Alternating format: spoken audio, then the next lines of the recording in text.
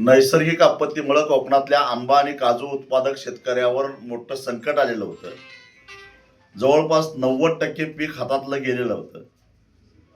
अशा परिस्थितीमध्ये गेले 2 महिने कोकणातला शेतकरी पहिल्यांदा रस्त्यावर उतरलाय, चळवळ करतोय. आणि असं असताना सरकारनं मात्र त्याच्या जखमेवर मीठ चोळण्याचं काम केलेलं आहे. आज विधानसभेमध्ये एक हेक्टरी 22,000 रुपये म्हणजे कलमाला केवळ 220 रुपये मदत जाहीर केली आहे. काजू उत्पादकाला तर वाऱ्यावरच सोडलेला आहे. खरं तर सरकारला लाज वाटली पाहिजे होती. कुंभमेळ्यासाठी 25,000 कोटी रुपये उधळायला यांच्याकडे पैसे आहेत. जो कुंभमेळा मागचा 2015चा केवळ 2,500 कोटीमध्ये संपन्न झालेला होता. यांना कमिशन खाण्यासाठी, भ्रष्टाचार करण्यासाठी कुंभमेळ्याच्या नावाखाली 25,000 कोटी रुपये उधळायला पैसे आहेत.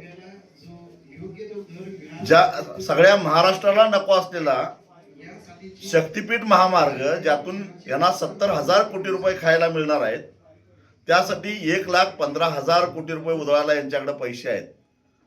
पण ज्या कोकणातल्या शेतकऱ्यांना केवळ आंब्यातून आंबा निर्यात करून आणि आंब्याचा पल्प निर्यात करून वर्षाला 1,300 कोटी रुपयाचा परकीय चलन मिळवून देतो, तर तो कोकणातला शेतकरी पहिल्यांदा मदतीची अपेक्षा करत होता.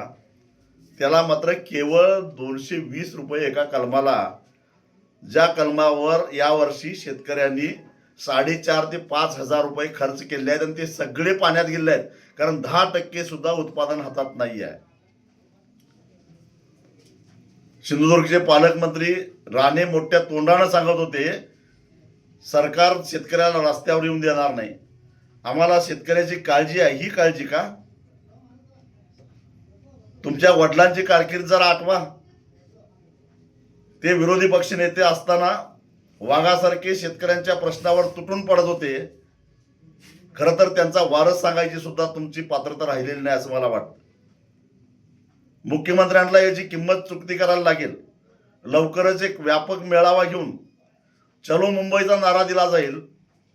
आणि आता केवळ सिंधुदुर्ग नव्हे, सिंधुदुर्ग, रत्नागिरी, पालघर, रायगड आणि ठाणे या जिल्ह्यातल्या आंबा उत्पादक आणि काजू उत्पादक शेतकऱ्यांचा एक मोठा प्रचंड असा मोर्चा मुंबईवरला धडकल्याशिवाय राहणार नाही.